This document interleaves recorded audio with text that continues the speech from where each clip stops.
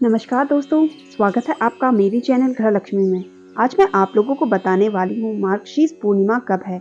आज ही नोट कर लें डेट, पूजा मुहूर्त, विधि और कुछ खास उपाय। जल्द ही साल 2023 की आखिरी पूर्णिमा तिथि आएगी। मान्यता अनुसार इस दिन माता लक्ष्मी की विधिवत आराधना करने से आर्थिक दिक्कतें कम हो जाती हैं। ज्योतिषियों के अनुसार मार्गशीर्ष पूर्णिमा विशेष महत्व रखती है। मार्गशीर्ष पूर्णिमा के दिन विष्णु भगवान और माता लक्ष्मी की आराधना की जाएगी। पूर्णिमा तिथि पर चंद्रमा को अर्घ्य देना बेहद ही शुभ माना जाता है। मान्यता है साल की अंतिम पूर्णिमा पर भगवान विष्णु और माता लक्ष्मी की एक साथ पूरी श्रद्धा के साथ पूजा करने से सुख समृद्धि और शांति बनी रहती है। इसलिए आइए जानते हैं मार्गशीर्ष पूर्णिमा पूजा विधि। मार्गशीर्ष पूर्णिमा कब है? हर साल मार्गशीर्ष महीने की शुक्ल पक्ष की पूर्णिमा तिथि के दिन ही साल की आखिरी पूर्णिमा पड़ती है। वही 26 दिसंबर मंगलवार के दिन सुबह 5:46 से पूर्णिमा तिथि की शुरुआत होगी, जो बुधवार 27 दिसंबर के दिन सुबह 6:02 तक रहने वाली है।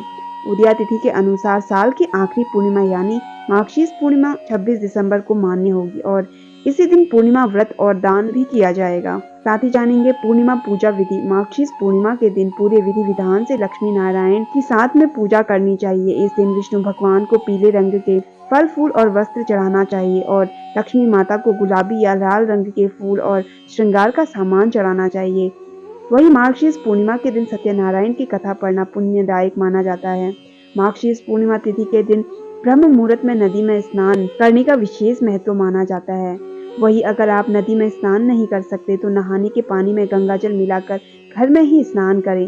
मार्गशीर्ष पूर्णिमा का व्रत रखने और इस दिन लक्ष्मी नारायण की विधिवत पूजा करने से घर में सुख संपत्ति और खुशहाली बनी रहती है। साथ ही जानेंगे इसके कुछ खास उपाय। पवित्र जल में कच्चा दूध मिलाकर चंद्रमा को अर्घ्य देने से चंद्रदेव की कृपा सदैव बनी रहती है। इससे मानसिक सुख शांति भी प्राप्त होती है। साथ ही जानेंगे इन उपायों को करने से कई परेशानियों से मिलेगी मुक्ति। स्नान दान की पूर्णिमा करें ये उपाय। नंबर 1, अगर आप अपने कारोबार में वृद्धि सुनिश्चित करना चाहते हैं तो पूर्णिमा के दिन सुबह स्नान आदि के बाद 11 तुलसी के पत्ते लीजिए। अब उन तुलसी के पत्तों को अच्छे से धोकर साफ कपड़े से पोंछ लें। इसके बाद एक कटोरी में थोड़ी सी हल्दी लेकर पानी की सहायता से उसका घोल बना लीजिए। अब उन तुलसी के पत्तों पर हल्दी से श्री लिखकर भगवान को अर्पित कीजिए। साथ ही भगवान से अपने कारोबार में वृद्धि के लिए प्रार्थना कीजिए। नंबर 2, पूर्णिमा के दिन आपको प्रसाद के लिए थोड़ा सा आटा ले और उसे कढ़ाई में डालकर घी में भून ले। साथ ही इसमें थोड़ी सी चीनी भी डाल दें। इस प्रकार आपका प्रसाद तैयार हो जाएगा। अब आप उस तैयार प्रसाद में कुछ केले के टुकड़े डालें और उसका भगवान को भोग लगाएं। भोग लगाने के बाद बाकी बचे हुए प्रसाद को अपने परिवार के सदस्यों में और बाहर छोटे बच्चों में बांट दें। ऐसा करने से आपकी सेहत बनी रहेगी। नंबर 3, अगर आप अपने साथ हमेशा परिवार का सहयोग बनाए रखना चाहते हैं तो आपको सुबह स्नान आदि के बाद तुलसी के पौधे में पानी डालना चाहिए। साथ ही सत्यनारायण भगवान का ध्यान भी करें। इसके बाद तुलसी की जड़ के पास से थोड़ी सी मिट्टी लेकर उससे परिवार के सभी सदस्यों को और साथ ही स्वयं भी माथे पर तिलक लगाएं। नंबर 4, अगर आपका कोई ऐसा काम है जिसे आप जल्द से जल्द पूरा करना चाहते हैं तो उसे पूरा करने के लिए आपको सुबह स्नान आदि के बाद साफ कपड़े पहनकर लक्ष्मी नारायण के मंदिर में जाना चाहिए। इसके साथ ही भगवान को कटे हुए गोले के टुकड़े और मिश्री का प्रसाद अर्पित करना चाहिए। साथ ही अपने काम के जल्दी से जल्दी पूरा होने की प्रार्थना करनी चाहिए।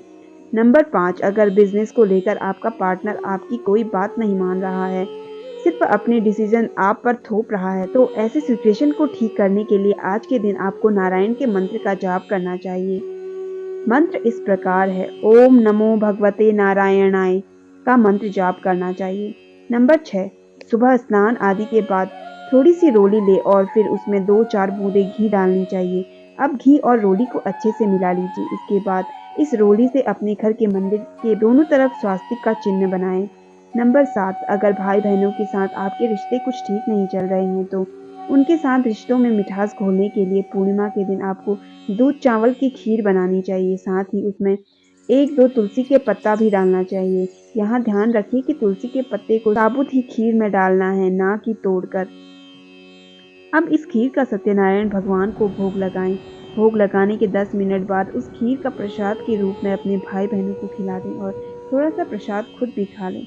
नंबर 8, अगर आप अपने जीवन साथी के साथ प्यार बरकरार रखना चाहते हैं तो सुबह स्नान के बाद सत्यनारायण भगवान को चंदन का तिलक लगाएं, साथ ही देवी लक्ष्मी को लाल चुनरी भी चढ़ाएं। नंबर 9, अगर आप अपने कार्यों की सफलता सुनिश्चित करना चाहते हैं तो अपनी सफलता सुनिश्चित करने के लिए आज के दिन आप सत्यनारायण भगवान को चंदन की खुशबू अर्पित करें, साथ ही भगवान को किसी पीले रंग की मिठाई का भोग भी लगाएं।